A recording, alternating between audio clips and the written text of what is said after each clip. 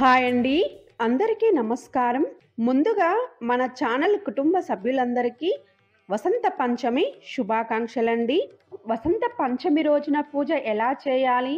సరస్వతీ దేవి యొక్క కటాక్షం మన పిల్లలకి కలగాలంటే ఏ మంత్రాలను చదువుతూ పూజ చేయాలి? ఏ నైవేద్యం సమర్పించాలి?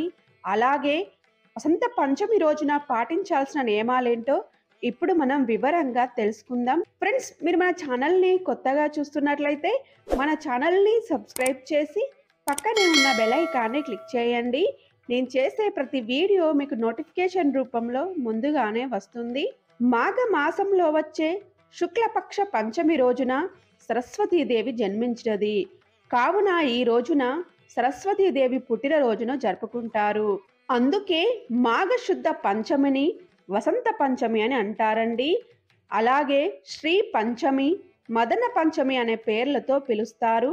ఈ రోజు సరస్వతీ దేవిని పూజించడానికి చాలా ముఖ్యమైన రోజండి. ఈ రోజు ఎలాంటి పనులు చేపట్టడానికైనా చాలా మంచి రోజండి. జ్ఞానం మనిషిని మనిషిగా మారుస్తుంది. విద్యకు ఆది దేవత సరస్వతీ దేవి అండి. మనకి జ్ఞానాన్ని, విద్యను ప్రసాదించే సరస్వతీ దేవిని ఈ రోజు తప్పకుండా పూజించాలి. ఈ రోజు సరస్వతీ దేవిని అందరూ పూజించాలండి. విద్యార్థులందరూ తప్పకుండా పూజించాలండి. ఎవరికైతే జీవితంలో విజయం కావాలి అనుకుంటున్నారో వారు ఈ రోజు తప్పకుండా అమ్మవారిని పూజించాలి. అలాగే ఈ రోజు పిల్లలకి ఎలాంటి ముహూర్తం చూడకుండా అక్షరాభ్యాసం చేయించుకోవచ్చండి. ఈ రోజున పిల్లలకి అక్షరాభ్యాసం చేయించడం వల్ల ఆ తల్లి కరుణా కటాక్షాలు కలిగి జ్ఞానం సిద్ధించి ఎలాంటి ఆటంకం లేకుండా విద్యాభ్యాసం జరుగుతుందండి. అయితే వసంత పంచమి రోజున పూజ ఎలా చేయాలో ఇప్పుడు మనం తెలుసుకుందాం. వసంత పంచమి రోజు ఉదయాన్నే నిద్రలేచి ఇంటిని శుభ్రం చేసి తలస్నానం చేయాలి. మనం స్నానం చేసేటప్పుడు చిటికెడు పసుపును స్నానం చేసే నీటిలో వేసుకొని స్నానం చేయాలండి. ఇలా చేస్తే మీకు గురు బలం లభిస్తుంది. స్నానం చేసిన తర్వాత పూజా మందిరాన్ని శుభ్రం చేయాలి. మీరు ఎక్కడైతే పూజ చేయాలి అనుకుంటున్నారో అక్కడ పీఠాన్ని ఏర్పరచి ఆ పీఠంపై తెల్లని వస్త్రాన్ని పరచి ఆ వస్త్రం పైన సరస్వతి అమ్మవారి ఫోటోని గాని విగ్రహాన్ని గాని పెట్టుకోవాలండి. ఈ పూజను సపరేట్గా అయినా చేసుకోవచ్చండి, లేదంటే ఇలా పూజా మందిరంలో అయినా చేసుకోవచ్చు. నా దగ్గర సరస్వతీ దేవి విగ్రహం ఉందండి, ఫోటో లేదు. కానీ లక్ష్మీదేవి అమ్మవారి ఫోటోలో సరస్వతీదేవి వినాయకుడు ఉన్నాడు కాబట్టి నేను ఈ ఫోటోని పెట్టుకున్నానండి. ఈ ఫోటో ముందు గణపతి విగ్రహం, సరస్వతీదేవి అమ్మవారి విగ్రహం, లక్ష్మీ అమ్మవారి విగ్రహాలను పెట్టుకున్నానండి.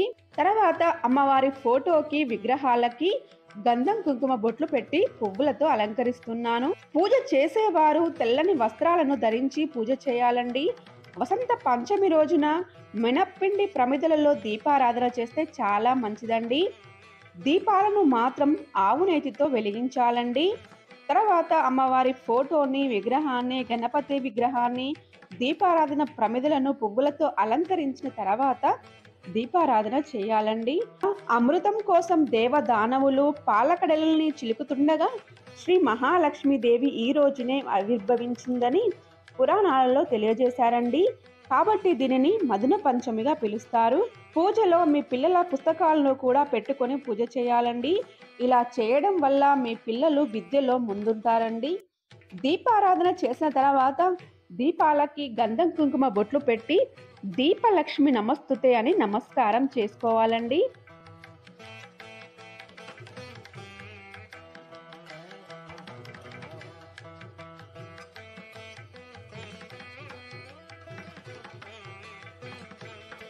తర్వాత మనం ఏ పూజ చేసినా ముందుగా గణపతిని పూజిస్తాము కాబట్టి గణపతికి గంధం కుంకుమ బొట్లు పెట్టి పువ్వులతో పూజించాలి.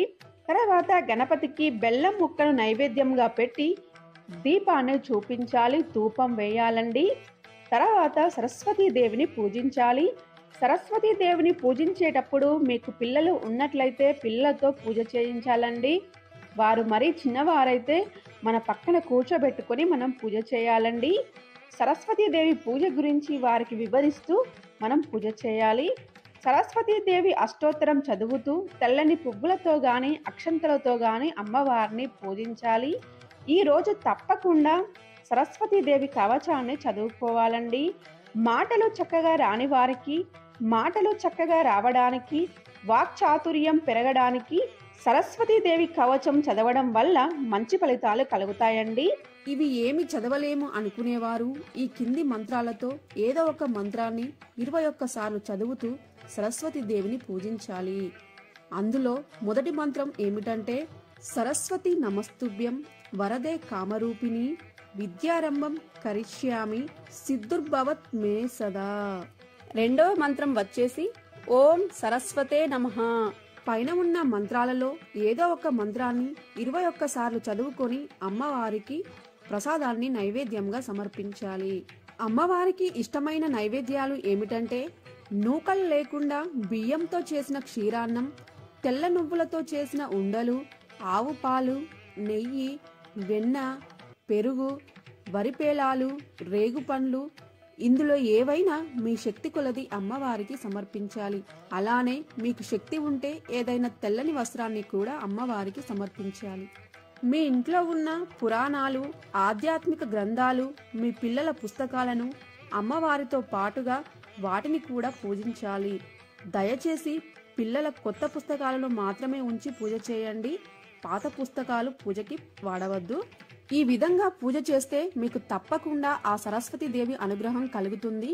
తర్వాత అమ్మవారికి తాంబూలం సమర్పించాలండి. పూజ పూర్తయిన తర్వాత చేతిలో కొన్ని అక్షంతలను, పువ్వులను తీసుకొని పూజలో ఏమైనా తప్పు ఉంటే క్షమించమని వేడుకొని అమ్మవారికి మంత్రపుష్పం సమర్పించాలి. ఫ్రెండ్స్, ఈ వీడియోలో మనం సరస్వతీ దేవి కటాక్షం కోసం వసంత పంచమి రోజు పూజ ఎలా చేయాలి, ఆ రోజు ఏ నైవేద్యాలు సమర్పించాలో తెలుసుకున్నారు కదా. ఫ్రెండ్స్, మీకు ఈ వీడియో నచ్చినట్లయితే లైక్ చేసి కమెంట్ రాయండి. Thank you for watching. Please subscribe my YouTube channel.